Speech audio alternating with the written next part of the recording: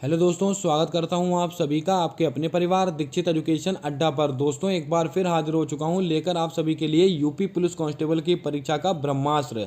दोस्तों, आज की क्लास के अंदर हम डिस्कस करने वाले हैं हिंदी टॉपिक को, और हिंदी टॉपिक के अंतर्गत हम आज बात करेंगे वर्णमाला को लेकर। वर्णमाला से बनने वाले जितने सवाल हैं, सारे सवाल मैं आपको यहाँ पर नोट कराऊंगा। यानी कि दोस्तों, एक दिन एक टॉपिक, इसको आप दोस्तों मिस मत कीजिएगा। अगर आपका UP police constable, SSC, GD या फिर किसी भी एग्जाम में आपका हिंदी आती है, तो आज की क्लास से आपकी परीक्षा में 100% 2 से 3 सवाल आपको देखने को मिलेंगे। आइए शुरू करते हैं आज की क्लास, देखते हैं अपना पूरा टॉपिक वर्णमाला का। दोस्तों, हमारा पहला क्वेश्चन है, भावार्थ के आधार पर भाषा की सबसे छोटी इकाई कौन सी है? शब्द है, वाक्य है, वाक्यांश है, व्याकरण है। अगर आपसे क्वेश्चन पूछा जाए भाव या भावार्थ के आधार पर भाषा की सबसे छोटी इकाई, तो आपका आंसर होगा वाक्य। आपका बिल्कुल राइट आंसर हो जाएगा। अगर यही आपसे सवाल पूछ लिया जाए, अर्थ के आधार पर भाषा की सबसे छोटी इकाई, अगर अर्थ के आधार पर पूछे, ये बहुत महत्वपूर्ण सवाल है, इसको आप नोट कीजिएगा। अगर आपसे पूछे अर्थ के आधार पर भाषा की सबसे छोटी इकाई कौन सी है, तो आपका आंसर होगा शब्द। लेकिन हमने क्वेश्चन क्या पूछा है? भाव या भावार्थ के आधार पर भाषा की सबसे छोटी इकाई, तो आपका आंसर हो जाएगा वाक्य। आइए चलते हैं अगले क्वेश्चन की ओर। अगला क्वेश्चन पूछा गया है कि मुख्य विवर के आधार पर स्वरों को कितने भेदों में बांटा गया है? 2 भागों में, 2 भेद हैं, 3 भेद हैं, 4 भेद हैं, 5 भेद हैं। लगाइएगा star, one of the most important question है। दोस्तों, मुख्य विवर के आधार पर स्वर को कितने भागों में बांटा गया है? तो आप नोट कीजिएगा, 4 भागों में बांटा गया है। तो आपका राइट आंसर क्या होगा? Option number C. अब दोस्तों, वो 4 भेद कौन कौन से हैं ये भी आपको पता होने चाहिए। आप यहीं पर लिख लीजिएगा संव्रत। कौन कौन से होते हैं? संव्रत। और इसके आगे लिखिएगा, एक होता है दोस्तों अर्ध संव्रत। संव्रत और अर्ध संव्रत, संव्रत और अर्ध संव्रत। एक होता है विव्रत। क्या होता है? विव्रत। और एक होता है अर्ध विव्रत। अर्ध विव्रत। ये दोस्तों भाषा के आधार पर इसको बांटा गया। मुख्य विवर के आधार पर स्वरों के कितने भेद हैं? 4 भेद हैं, संव्रत, अर्ध संव्रत, विव्रत, अर्ध विव्रत। अब दोस्तों, हमारे ऑप्शन में जो लिखा हुआ है उसको भी हम बात कर लेते हैं। अगर आपके क्वेश्चन में पूछ लिया जाए दोस्तों मात्रा के आधार पर, अगर आपसे क्वेश्चन पूछा जाए मात्रा के आधार पर, किसके? मात्रा के आधार पर या उच्चारण काल के आधार पर। किसके? उच्चारण काल के आधार पर स्वरों के कितने भेद होते हैं? 3 भेद होते हैं। दोस्तों, कौन कौन से हैं? ह्रस्व स्वर, दीर्घ स्वर, प्लुत स्वर। आपको दोस्तों याद होगा, ये सब चीजें आपने पढ़ी होंगी। अगर दोस्तों आपसे क्वेश्चन ऐसे पूछा जाए जीवा के आधार पर, यानी कि जीव की आकृति के आधार पर, जीव की क्रियाशीलता के आधार पर, तो आप आंसर देंगे 3 प्रकार का। फिर भी दोस्तों कौन कौन से हैं? अग्र स्वर, मध्य स्वर और पश्च स्वर। इसको आप नोट करके रखिएगा। आइए चलते हैं नेक्स्ट क्वेश्चन की ओर। दोस्तों, हमारा अगला क्वेश्चन पूछा गया है कि निम्नलिखित में से कौन सा लघु स्वर का उदाहरण नहीं है? तो मैंने अभी आपको क्या बताया था? स्वरों को उच्चारण के स्थान पर, यानी कि दोस्तों उसकी मात्रा के आधार पर 3 भागों में बांटा गया है। कौन कौन से? ह्रस्व स्वर, दीर्घ स्वर और प्लुत स्वर। यहीं से सवाल दोस्तों यहाँ पर उठाया गया है। याद रखिएगा दोस्तों, लघु स्वर पूछा जाए या आपसे ह्रस्व स्वर पूछा जाए या आपसे छोटा स्वर पूछा जाए या आपसे एक मात्रिक स्वर या मूल स्वर पूछे जाए, दोस्तों सभी का जवाब एक होगा। याद रखिएगा। आपको पता होंगे ह्रस्व स्वर कौन कौन से होते हैं, यानी कि लघु स्वर या ह्रस्व स्वर कौन कौन से हैं? आपका एक है छोटा आ, एक दोस्तों आपका है छोटी ई, फिर आपका छोटा ऊ और रिर। ये दोस्तों आपके क्या होते हैं? ये आपके होते हैं लघु स्वर है। इनमें से दोस्तों कौन सा नहीं है? तो आपको याद होगा ऑप्शन नंबर डी आपका बिल्कुल सही जवाब हो जाएगा। तो आप याद रखिएगा, जो ह्रस्व स्वर होते हैं वो कौन कौन से होते हैं? छोटा आ, छोटी ई, छोटा ऊ, बड़ा ऊ। अगर आपसे दोस्तों यहीं पर पूछ ली जाए दीर्घ स्वर, अगर आपसे यहीं पर पूछ ले दीर्घ स्वर, तो दोस्तों आपका क्या हो जाएगा? बड़ा आ, बड़ी ई, बड़ा ऊ और बड़ी वाली रिर। इसको आप ध्यान में रखिएगा, बहुत महत्वपूर्ण क्वेश्चन है ये। आइए चलते हैं अगले क्वेश्चन की ओर। अगला क्वेश्चन पूछा गया है कि प्लुत स्वरों की संख्या कितनी बताई गई है? 5, 7, 8, 9। जल्दी से बताएं। दोस्तों प्लुत स्वर यानी कि दोस्तों जिनमें 3 मात्राओं से ज्यादा का समय लगता है। ह्रस्व स्वर में दोस्तों 1 मात्रा का समय लगता है, दीर्घ स्वरों में 2 मात्रा का समय लगता है, और प्लुत स्वर ऐसा होता है उसमें दोस्तों 3 मात्राओं का समय लगता है। और इनकी संख्या कितनी है? इनकी संख्या है 8। तो आपका ऑप्शन नंबर सी आपका बिल्कुल सही जवाब होगा। अब जैसे कि दोस्तों आपने देखो ओम, ओम, ओम को आप दोस्तों बोलिए, ये दोस्तों बहुत लंबा दोस्तों इसको बोला जा रहा है ओम। तो दोस्तों इसी तरीके से कैसा स्वर हो गया? ये आपका प्लुत स्वर हो गया। इसको आप ध्यान में रखिएगा। आइए चलते हैं अगले क्वेश्चन की ओर। होठ की आकृति के आधार पर स्वरों के कितने भेद हैं? 2 भेद, 3 भेद, 4 भेद, 5 भेद। क्या होगा आपका सही जवाब? जल्दी से बताएं। होठ की आकृति के आधार पर दोस्तों कितने भेद बताए गए हैं स्वर के? तो आप याद रखिएगा कुल 2 भेद बताए गए हैं। तो आपका राइट आंसर क्या होगा? Option number A. अब दोस्तों कौन कौन सी आकृति होती है ये भी आपको याद होना चाहिए। वृत्ताकार, अगर आपसे पूछा जाए कौन कौन से दोस्तों प्रकार है, एक वृत्ताकार और दोस्तों एक होता है अर्धवृत्ताकार। एक दोस्तों आपका होता है अर्धवृत्ताकार या अवृत्ताकार।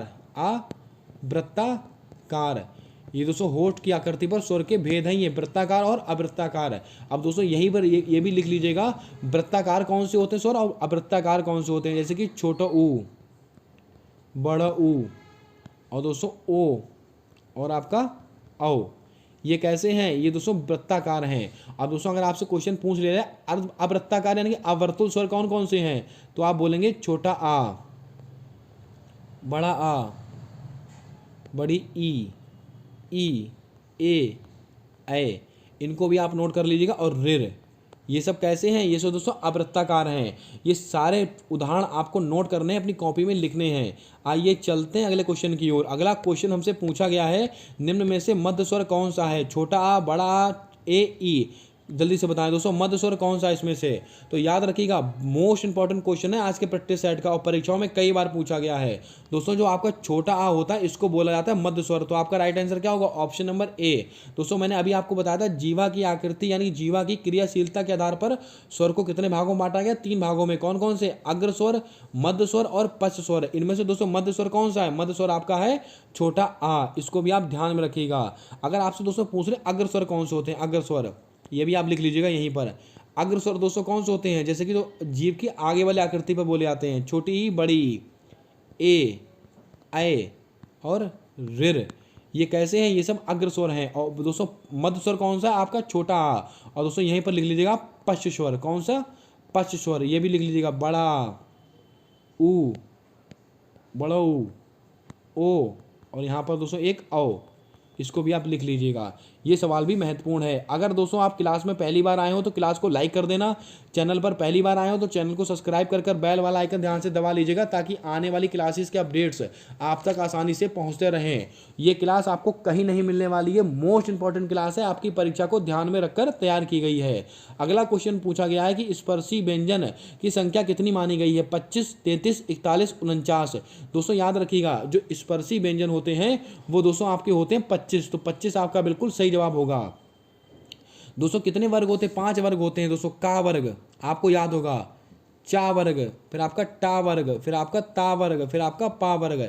और हर वर्ग में दोस्तों 5-5 अक्षर होते हैं, 5 वर्ण होते हैं। तो 5 25, तो 25 कैसे हो गए? 25 स्पर्शी व्यंजन हो गए।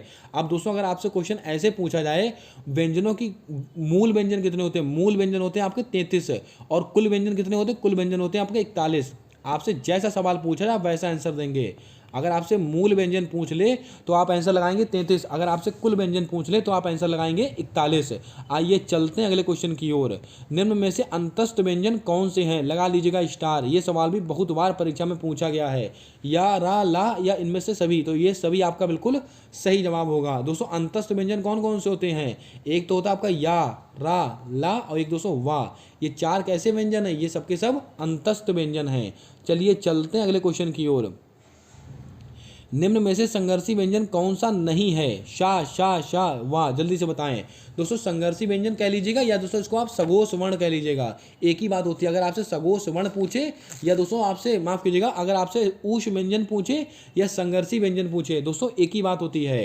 तो आपको याद होगा ऊष्म वर्ण हमारे कौन कौन से हैं? एक शा, एक ये वाला शा, ये शा। दोस्तों वाह नहीं है तो वाह आपका बिल्कुल सही जवाब होगा। और दोस्तों एक आपका हा। अगर आपसे ऊष्म व्यंजन पूछ ले, अगर आपसे क्वेश्चन पूछे ऊष्म व्यंजन कौन कौन से होते हैं? तीनों शाह और हा, ये दोस्तों ऊष्म व्यंजन है और संघर्षी व्यंजन भी इन्हीं को बोला जाता है। याद रखिएगा बहुत अच्छा क्वेश्चन है। आइए चलते हैं अगले क्वेश्चन की ओर। निम्न में से कौन सा द्विगुण व्यंजन का उदाहरण नहीं है? दोस्तों द्विगुण व्यंजन कौन सा नहीं है? अड़ा नहीं है, रा नहीं है, ला नहीं है, ता नहीं है। जल्दी से बताएं दोस्तों। द्विगुण व्यंजन यानी कि दोस्तों द्विगुण पाए जाते हैं। तो आप याद रखिएगा दोस्तों ये आपका कौन सा है ये पूछा है। तो आपका राइट आंसर क्या होगा? ऑप्शन नंबर ए आपका बिल्कुल सही जवाब होगा। अब द्विगुण व्यंजन होते कौन कौन से हैं? तो आप इसको लिख लीजिएगा। एक तो आपका अड़ा और ये आपका दोस्तों ये ऐसा वाला आड़ा, ये दोस्तों कैसे हैं, ये दोस्तों द्विगुण व्यंजन है, इनको आप याद रखिएगा। अब दोस्तों यहीं पर मैं आपको बताता हूँ ये ला क्या है। ला प्रकंपित ध्वनि, माफ कीजिएगा, रा कैसा, रा है लुंठित। लुंठित, अगर आपसे लुंठित ध्वनि पूछी जाए तो आपको दोस्तों कैसा होगा, ये दोस्तों रा होगा आपका लुंठित है। ये ला दोस्तों कैसा है, जल्दी से बताएं, ये ला वर्ण कैसा है, प्रकंपित है कि लुंठित है, जल्दी से बताएं। ये सवाल परीक्षाओं में कई बार आया हुआ है। आइए चलते हैं नेक्स्ट क्वेश्चन की ओर। अगला क्वेश्चन हमसे पूछा गया है, निम्न में से आगत व्यंजन का उदाहरण नहीं है। का, खा, फा, हा, क्या होगा आपका राइट आंसर, जल्दी से बताएं। दोस्तों आगत व्यंजन है तो आपको याद होगा दोस्तों, ये हा नहीं है, कौन सा, हा, तो हा आपका बिल्कुल सही जवाब होगा। का, खा, फा, जा, फा, का, खा, जा, फा, ये दोस्तों कैसे हैं, ये सबके सब आगत व्यंजन के अंतर्गत आते हैं, इनको भी आप याद रखिएगा। ये सवाल भी आपसे पूछा गया है। मैंने आपसे सवाल क्या पूछा था, ला दोस्तों कैसा है, ला, ला वर्ण, ला कैसा है, तो ये पार्श्विक ध्वनि है, कौन सी, पार्श्विक ध्वनि है, इसको आप लिख लीजिए कहीं पर। अगर आपसे क्वेश्चन पूछ लिया जाए पार्श्विक ध्वनि कौन सी है, ला आपका पार्श्विक ध्वनि है। और जो रा ध्वनि होती है उसको दोस्तों प्रकंपित या लुंठित ध्वनि बोला जाता है, इसको आप याद रखिएगा। सारे क्वेश्चंस आपकी परीक्षाओं में कहीं ना कहीं पूछे गए हैं। आइए चलते हैं अगले क्वेश्चन की ओर। दोस्तों हमारा सा वर्ण का उच्चारण स्थान कौन सा है, ये लीजिए एक और सवाल, बहुत लल्लन टॉप क्वेश्चन और आपकी परीक्षा में कई बार पूछा गया सवाल है। यहाँ से दोस्तों इस स्लाइड से आपकी परीक्षा में 100% आपको सवाल देखने को मिलेगा। दोस्तों सा वर्ण कैसा है, तो आपको याद रखना है, ये दोस्तों आपका मूर्धन्य है, तो आप दोस्तों कहाँ से होगा, तो राइट आंसर होगा ऑप्शन नंबर सी। अब दोस्तों आपको याद होगा का वर्ण दोस्तों कौन सा होता है, कंठ वर्ण होते हैं, जैसे कि दोस्तों का, खा, गा, घा, अणा, ये दोस्तों कैसे बोले जाते हैं, कंठ से बोले जाते हैं। लेकिन दोस्तों यहीं पर मैं आपको कुछ महत्वपूर्ण अक्षर लिखता हूँ, वो भी आप याद रखिएगा, जैसे कि छोटा आ और आपका बड़ा आ, छोटा आ, बड़ा आ और हा, ये सब कैसे वर्ण है, ये सब कंठ कंठ ध्वनि होती हैं। तालव्य दोस्तों इसको लिखिएगा, तालव्य दोस्तों आपका या वर्ण और आपका शा वर्ण और आपका छोटी ई और आपका बड़ी ई, ये सब कैसे हैं, ये सब के सब तालव्य वर्ण हैं। दोस्तों चा वर्ण, जैसे कि चा वर्ग के जो अक्षर होते हैं, चा, छा, जा, झा, ये सब कैसे बोले जाते हैं, तालव्य से बोले जाते हैं। लेकिन इसके अलावा ये भी आपको याद रखने हैं, जो मैं लिख रहा हूँ परीक्षा में यहीं से पूछा जाता है आपसे। दोस्तों नॉर्मल तो सबको पता है, लेकिन तो मूर्धन्य वर्ण ही हो गई, मूर्धन्य। अगर आपसे क्वेश्चन पूछा टा वर्ग, कौन सा दोस्तों, टा वर्ग, टा वर्ग के जितने भी अक्षर हैं सब मूर्धन्य ध्वनि होते हैं। लेकिन इनके अलावा आपको क्या याद रखना है, आपका रा हो गया, आपका शा हो गया, आपका रा हो गया, आपका शा हो गया और आपका ये रिर हो गया, ये कैसे हैं, ये सबके सब आपके मूर्धन्य ध्वनि है। दंत ध्वनियाँ कौन सी हैं, जो दोस्तों आपके ता वर्ग होता है, ता, था, दादा, ना, ये दोस्तों कैसी ध्वनियाँ होती हैं, दंत होती हैं। लेकिन इसके अलावा आपको याद रखना है ला वर्ग, कौन सा, ला, और दोस्तों आपको याद रखना है रा, ये वाला ला, और आपका ये वाला सा, ये सब कैसे होते हैं, ये सब दंत ध्वनियाँ होती हैं। उम्मीद करता हूँ आपने नोट कर लिया होगा, ये सारे फैक्ट आपको याद रखने हैं। आइए चलते हैं अगले क्वेश्चन की ओर। निम्नलिखित में से अल्प प्राण का उदाहरण नहीं है। बच्चे को सबसे ज़्यादा कन्फ्यूजन ये अल्प प्राण और महाप्राण के अंतर्गत होता है, लेकिन दोस्तों आज के बाद आप कन्फ्यूज नहीं होंगे, ये अल्प प्राण और महाप्राण में का, खा, अणा, चा, छा, या, टा, टा, डा, रा, पा, फा, सा, क्या होगा आपका राइट आंसर, जल्दी से बताएं।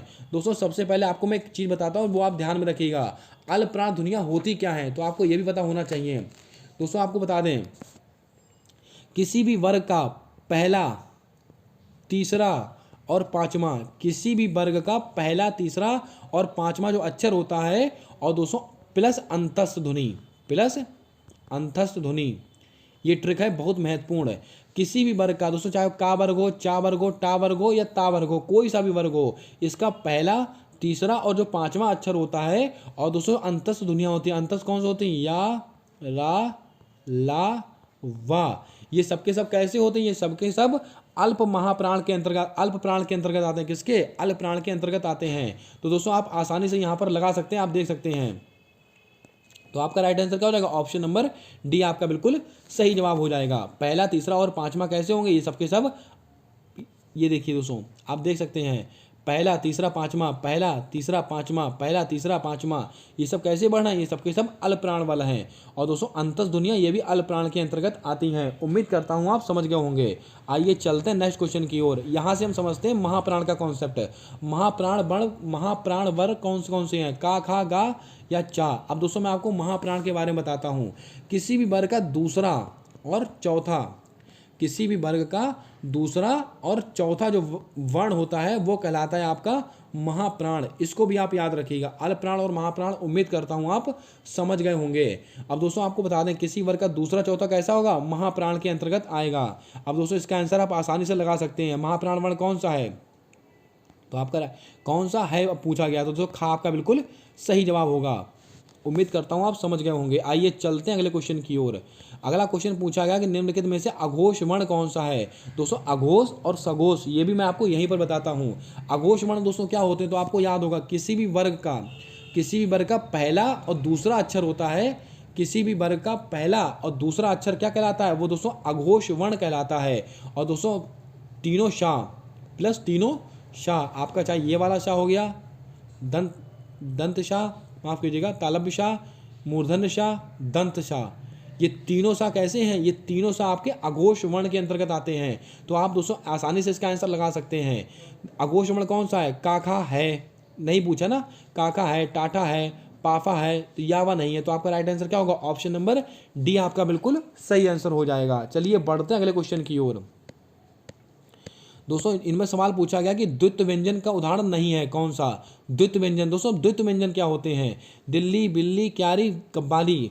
दोस्तों याद रखिएगा जो द्वित्व व्यंजन होते हैं, यानी कि दोस्तों जहाँ पर एक जैसे शब्द बार बार आए, तो एक आधा एक पूरा, एक आधा एक पूरा, ये देखिए एक आधा एक पूरा वर्ण, जहाँ पर दोस्तों एक वर्ण आधा आ रहा है, एक बार पूरा आ रहा है, एक बार आधा आ रहा है, एक वर्ण पूरा आ रहा है, एक वर्ण आधा आ रहा है, एक वर्ण पूरा। ये ऐसे कैसे व्यंजन होते हैं, ये सब द्वित्व व्यंजन होते हैं। तो आपका राइट आंसर क्या होगा, क्यारी आपका बिल्कुल सही आंसर हो जाएगा। मैंने आपको दोस्तों अघोष बता दिया, यहीं पर दोस्तों मैं आपको सघोष और बता देता हूँ। सघोष भी सुन लीजिएगा, सघोष भी हमारे लिए महत्वपूर्ण है।